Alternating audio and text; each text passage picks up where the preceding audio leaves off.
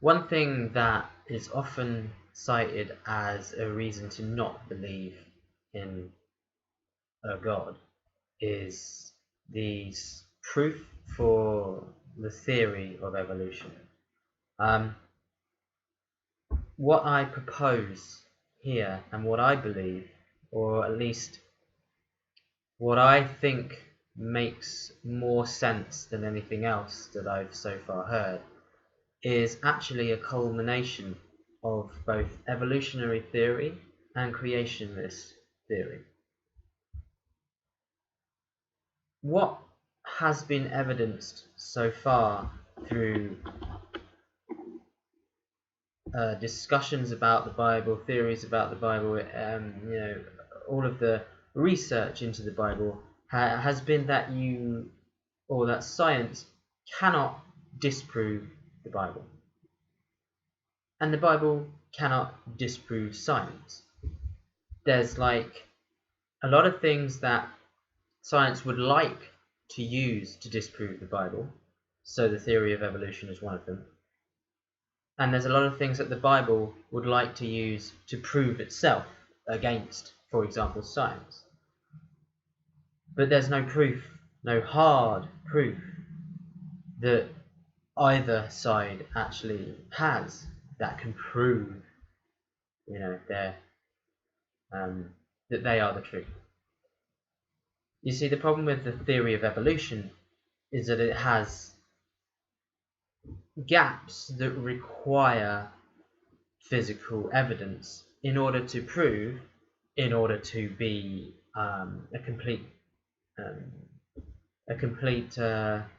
truth, as opposed to an incomplete theory, which is what it is at the moment. Now, I'm not saying that the theory of evolution is not correct. I'm saying that there are aspects of it that have not quite been worked out yet.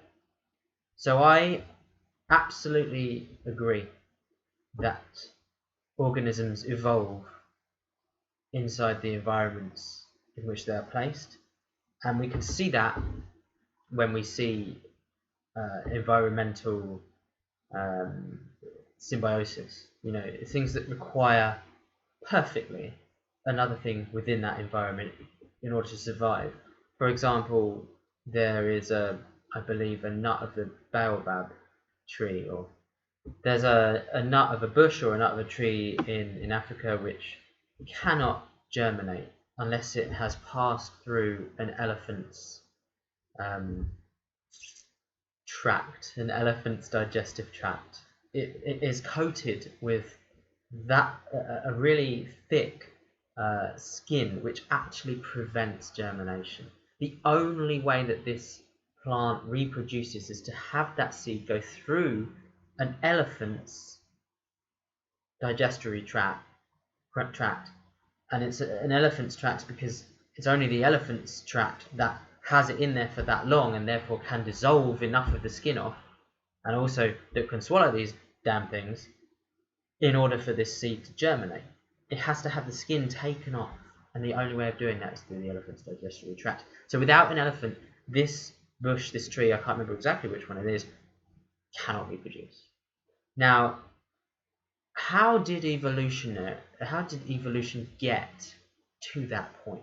At what point? I mean, because if you look at evolution, then this seed must have been growing a thicker and thicker skin. So perhaps at some point it was eaten by gazelles, for example, and that was sufficient enough for it to break down its skin. But what is the reason that this seed has to be covered in this coating? So, I mean, the only plausible reason is protection, right? Ultimately, seeds are all about propagation, and this seed must be quite yummy and nutritious, and thus, if it weren't well protected, it would just be destroyed. So it requires a protective coating. So if this seed if we look back in time and we say, okay, so the only way it can become a seed that can only be taken by an elephant is surely to grow into this bigger and stronger seed. So let's take it halfway through, for example. It's a seed that can only be eaten by gazelles at that point in time. It's too big for anything else. but other things can also eat it. Well, so if the other things eat it, it becomes destroyed in their digestive tract because it's that much smaller. So if an elephant eats it, it would thoroughly destroy it. The only reason why the elephant doesn't destroy it at present is because it's that big and that thick that the elephant's digestive tract does just enough to expose the seed and thus enable germination.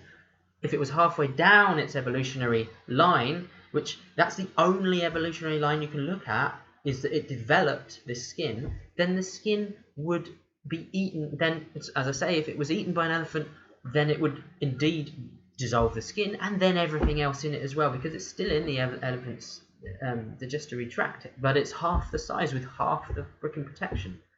So it would die. And doubtless as well, if it's big enough for a gazelle to eat, there's also other things that would eat it, like, I don't know, so giraffes, or perhaps some of the simian species, you know, the fruit-eating ones, or the opportunist ones, so baboons and stuff, I don't know. Suffice to say, its level of survival would be drastically smaller than it is now.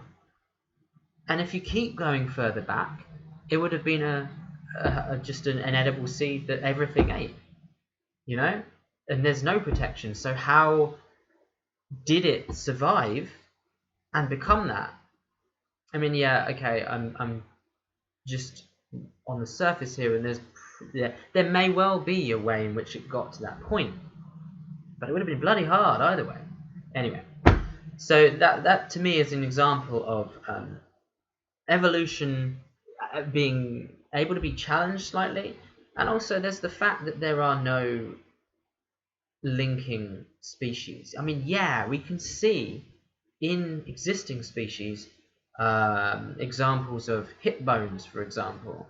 We can see changing in you know, scales to feathers. We can see that it makes sense, but the problem posed is that between species in this transformation, these are creatures that simply wouldn't survive.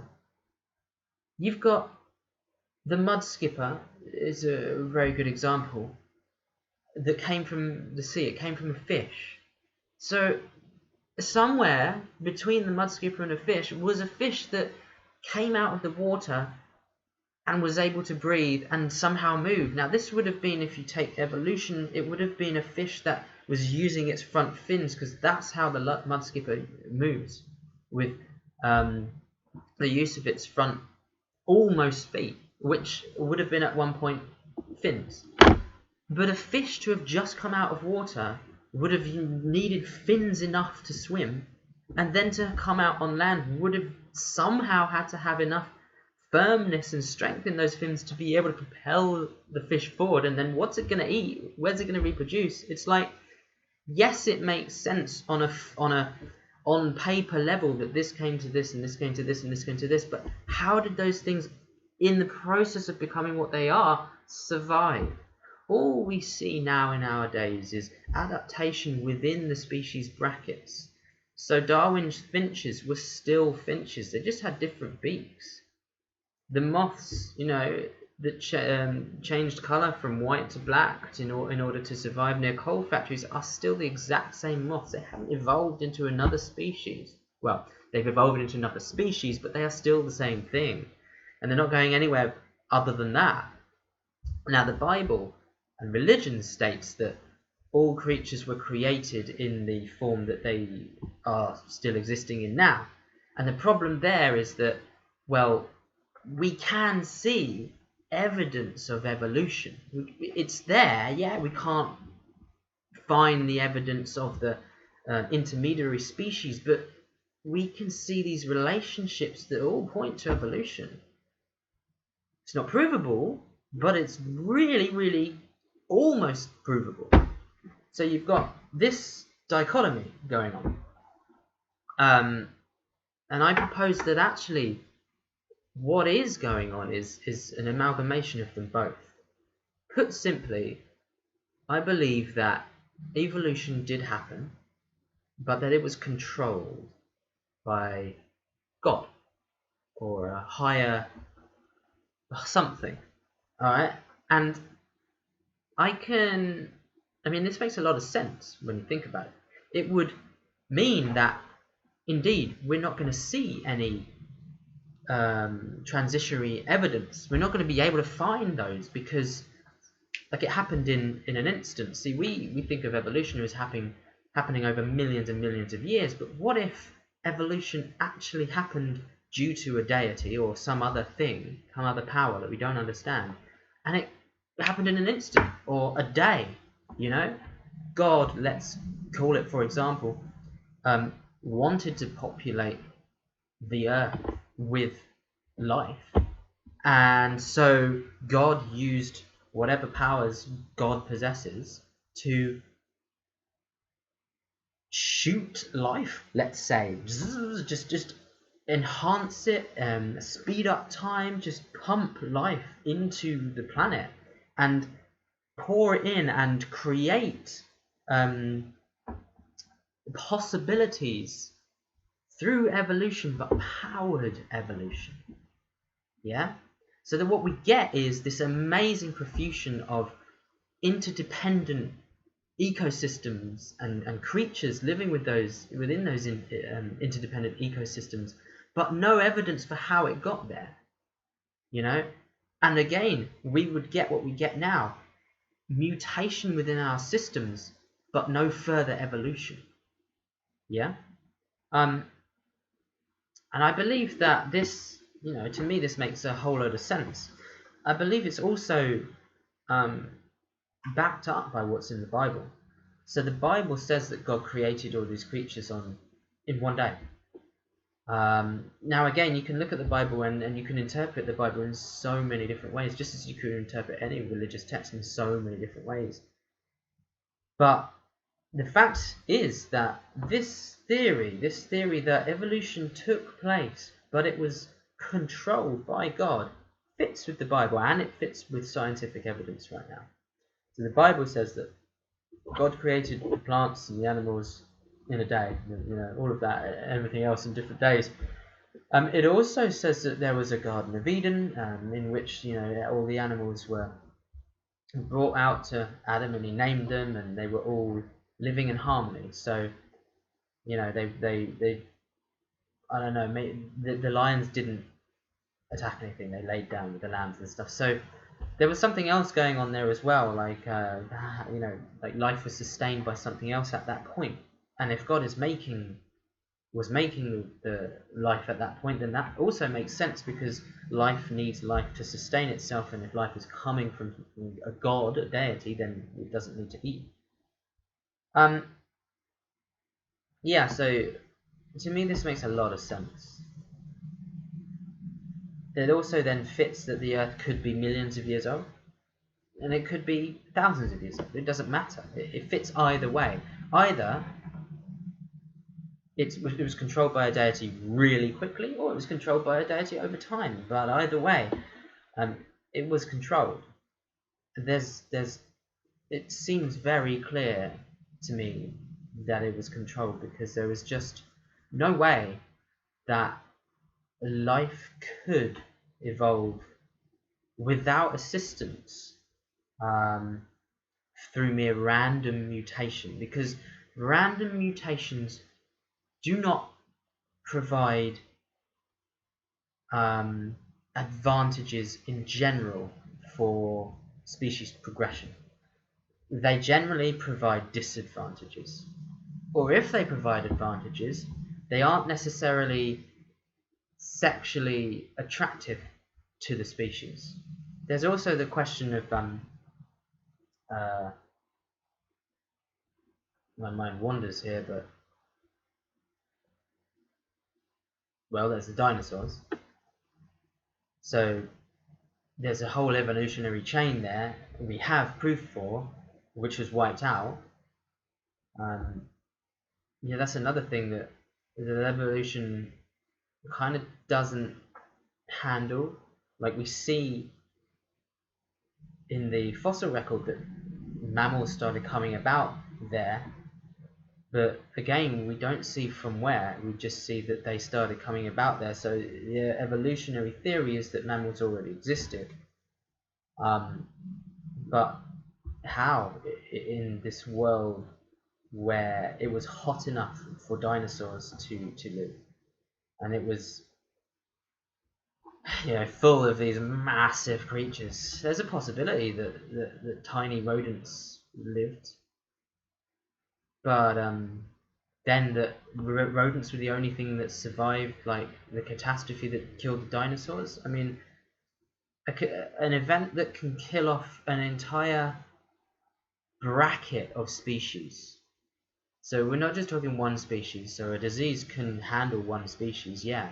But we're talking about everything within a species bracket. Everything that is a dinosaur, or rather, everything that wasn't a mammal, died. Now, that can tell you a number of things. I mean, that can tell you that it's maybe an ecological thing.